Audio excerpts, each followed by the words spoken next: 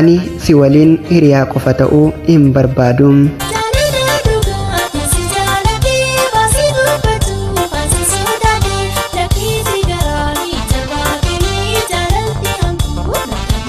Ani maqaan koo Atuqaa yaan jedhama.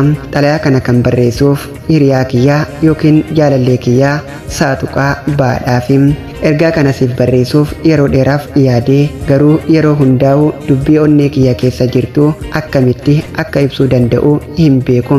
Har'a garuu murteeffadhe murtii sammuu fi onnee koo waliin wal fudhate. Ani sin jaalladha, jaalala dhugaa fi qulqulluu.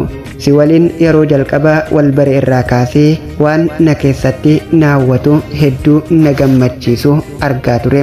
Dhugaa haa dubbadhu. Si waliin akka hiriyaa ta'ee wal baruu fi atis na baruun dhugaa waan guddaadha. Garuu ergaan si bare asitti sammuu koo keessatti wanti jijjiirama fidee jira.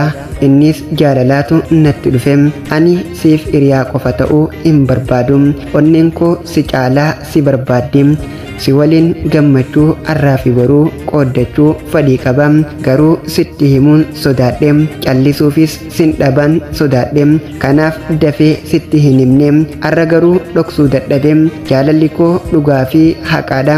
Si wajjin jaalala dhugaa ijaarrachuun barbaada. Si waliin jaalala dhugaa ijaarrachuun barbaada. Yoo onneen kee balbala jaalalaaf banaa ta'e ani si keessa seenuun si bohaarsa. Dhugumaan sin jaalladha. Yoo siif ta'e deebii kee naaf barreessi yookiin akkasumaan naaf himi. Waan takkallee sirraa eegaa hin jiru. Jaalala dhugaa qofaadha. Hiriyaa koo Saatuqaa baa ana hiriyaatee Atuqaa yaa sin jaalladha.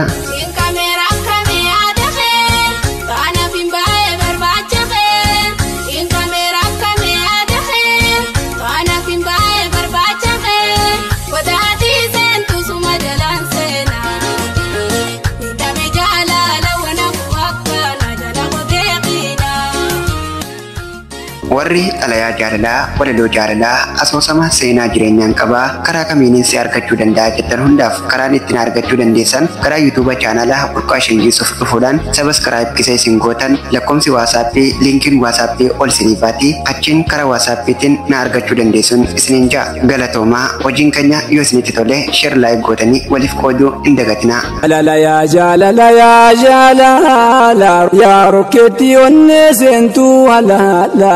Sheekan jettu manguddoof dargaggeessa meessumaan miliqtee seenta keessa.